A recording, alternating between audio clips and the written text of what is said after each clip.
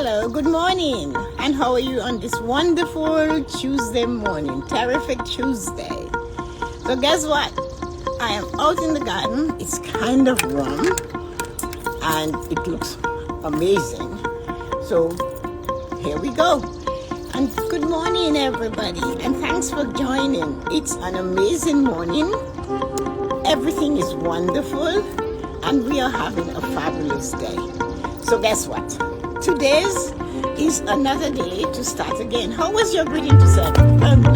Somebody told me last night, after the live last night, that you should see and hear my greeting to self, that person said. And I thought, wow, that is so great. And it was a man. I said, I greet myself. And that's what this is all about. It's making sure that you realize you count and you matter. Each one of us.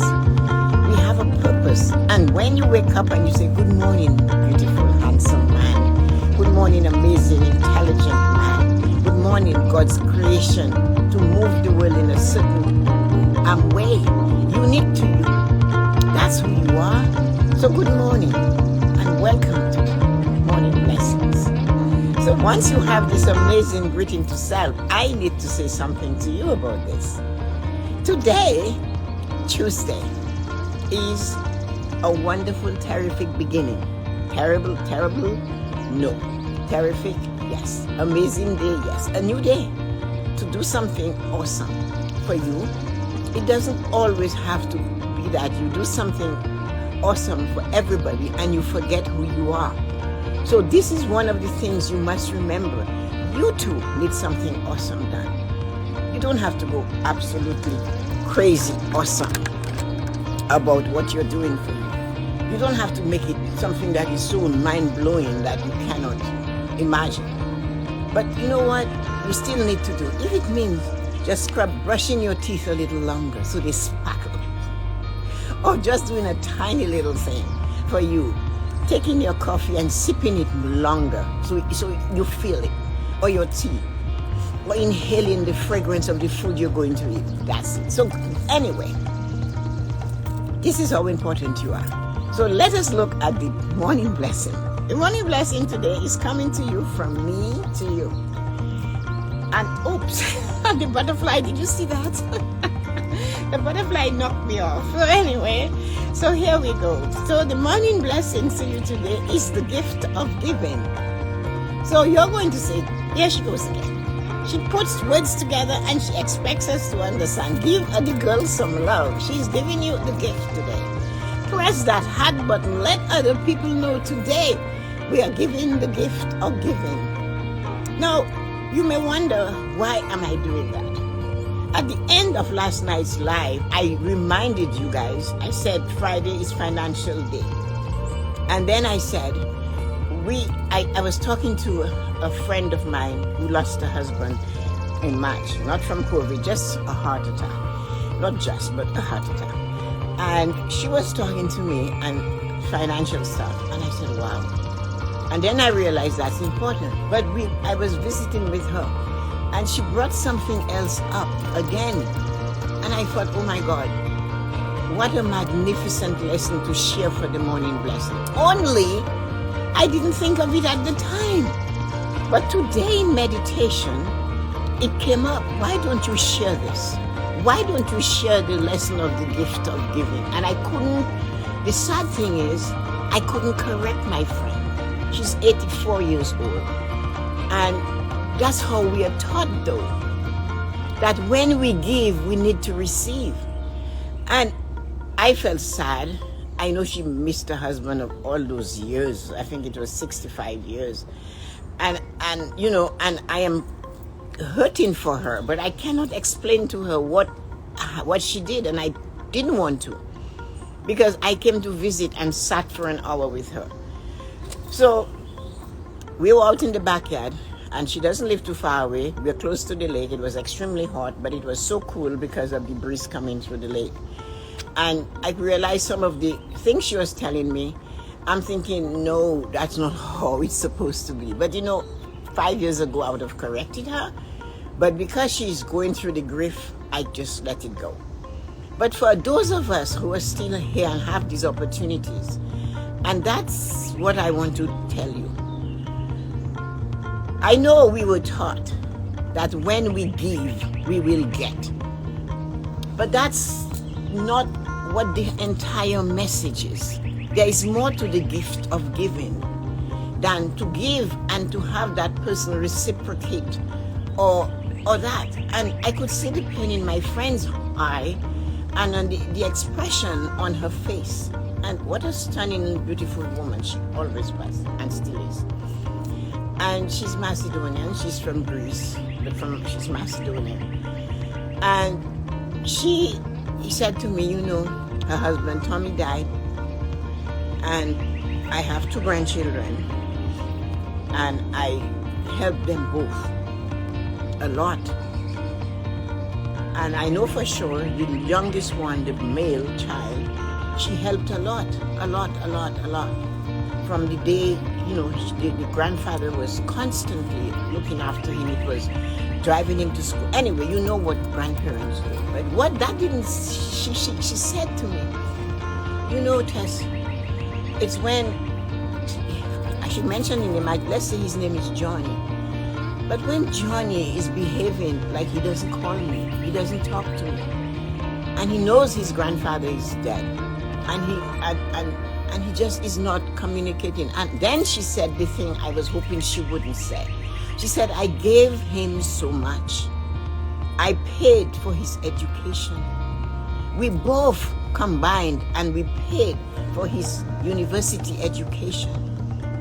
He would come to my home, I would move the furniture around, so I would move the furniture around so that he can exercise in my house. Not that his parents, her son, didn't have a home of their own. And she said, because of a dispute between something, he decided he's going to shut me out.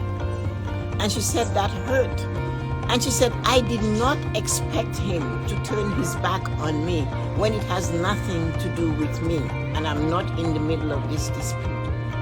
She said, you always talk to me, and I have heard you for years, that you have to give. Just give graciously. I showed her a picture of a plant she gave me, a tiny piece. It's the Christmas cactus. You guys see it sometimes when it's in full bloom in the fall and in this late spring. And I took a picture of it, and she gave me just a little piece in water, and she said, here, grow that, because she loves gardening. And she would spend time with me in the garden. And she expected that because she gave, and I encouraged it, and we talked about giving, going to church and giving, that because she did so much for this grandson, that he would reciprocate by being there for her now. He's graduated, he's an adult. She thinks he should call her. He's not very old, 20-something. But she believes there should be a phone call from him and all of that. And I'm looking at the pain in her face, and I said, that is not to myself. I am not going to hurt her anymore. I said to myself, Tessa-Marie, this is not why you give. You give because you feel like giving. You give because it's okay for you to give. When you give, you cannot give with a caveat. You cannot give with a tail hanging. I am giving you so that you do this for me. I am giving you so that you do this with it. No, nada. That is not the reason for giving. No, that's not what it is. When we give, we need to open it up. That little muscle in there, remember it? And just let it flow. Let it fall where it is. You cannot turn around and say to yourself, I am giving so that I'll get. I don't think she intended it that way, but she just thought that he would remember when my parents maybe couldn't pay for my education. My grandparents stepped in and paid for my university education. And today I have this job. She doesn't want money from him. She wants a phone call from him. She wants a visit from him. And she's not getting that. And she is alone. Her son comes maybe 5-6 times a week. And here is a cardinal. If you could see this beautiful cardinal in the bird bag. And he comes to visit her. But she still expected that Johnny to drop in and to say hi. Hi, Grandma, how are you doing? Sit with her. So what I'm trying to say to you is that remember, when you take that step to give of yourself to somebody, of your time, of your money, of your assets, do not expect it to come back to you.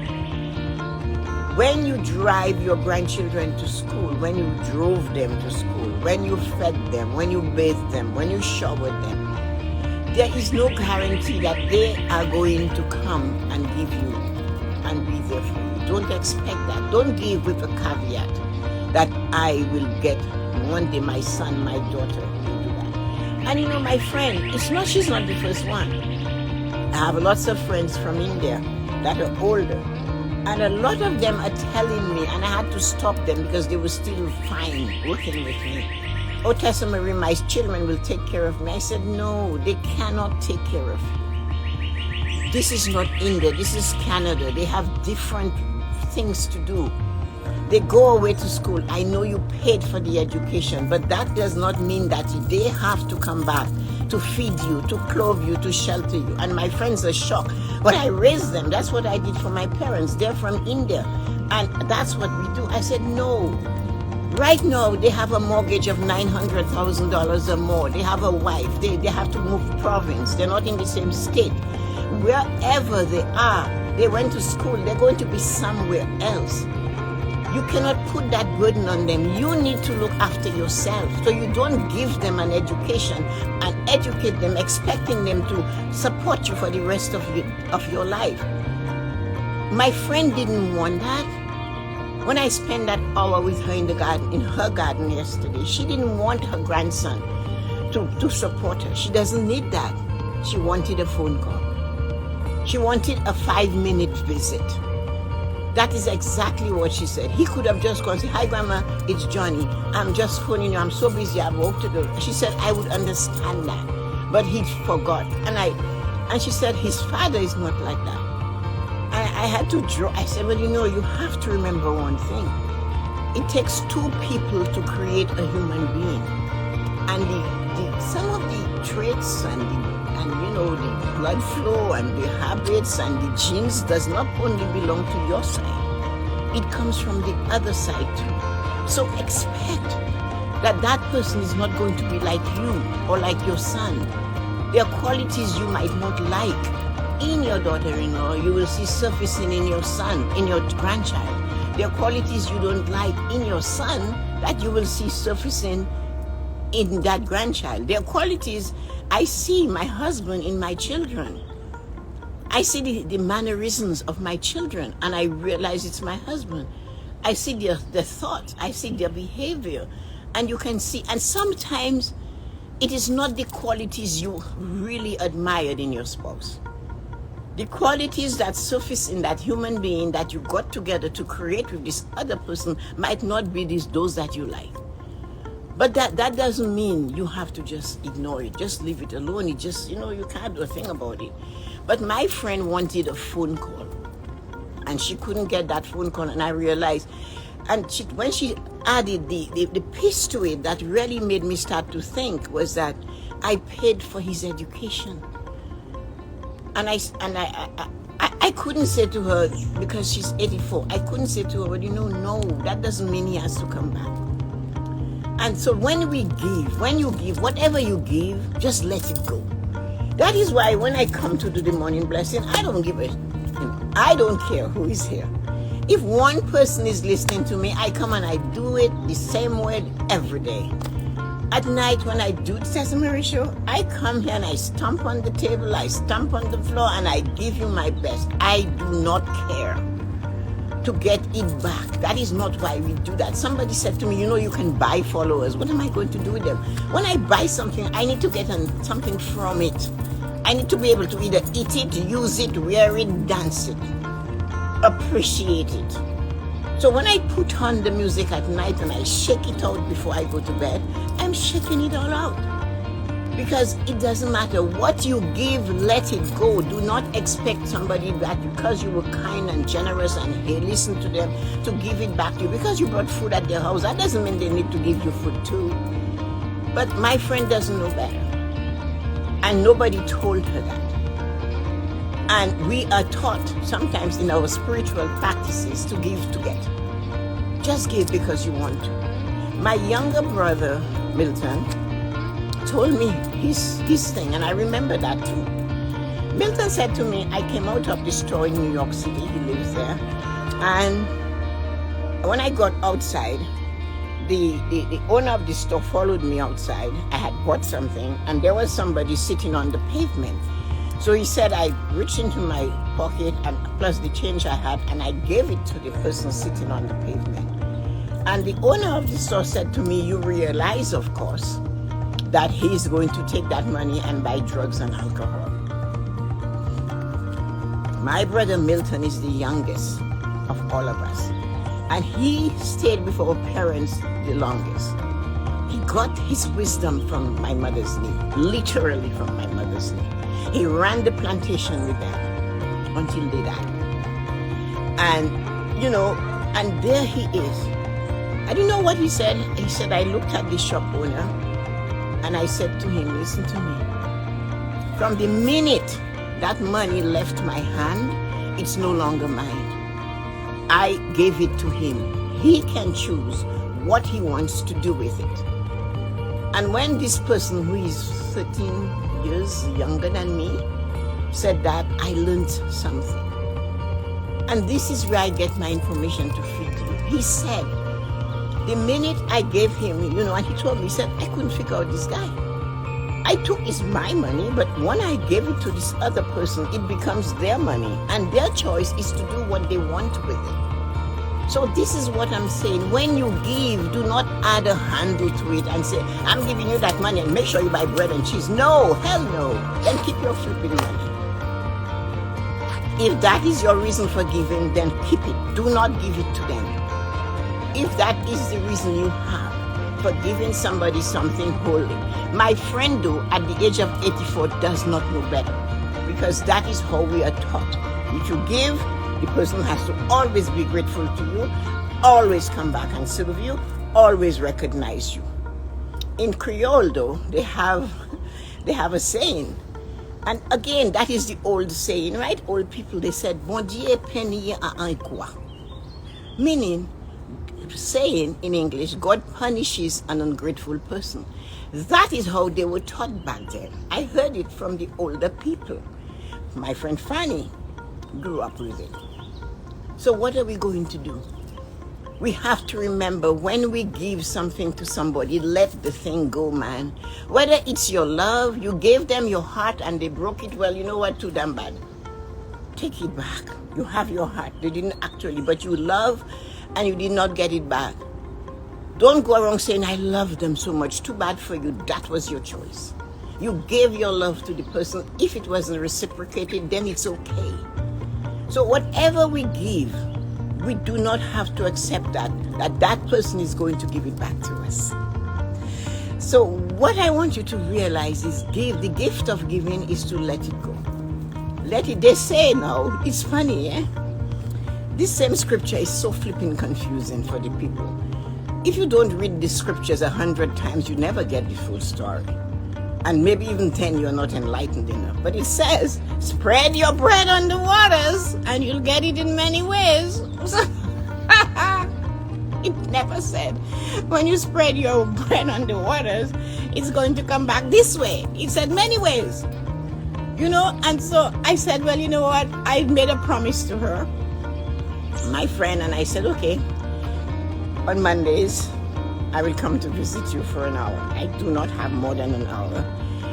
And then I said, I used to take her shopping, and I said, if I go to the store, would you come? And she said, no, I don't want, it's too busy. I said, okay. But then I said, I'll come visit you for an hour on a Monday afternoon. I said, I'll call you between 3:30 and 5. I'll stay there because I'll call 10 to 5 and I'll walk home. It's not far from where she is, so I took it for a walk. So that's what we can do.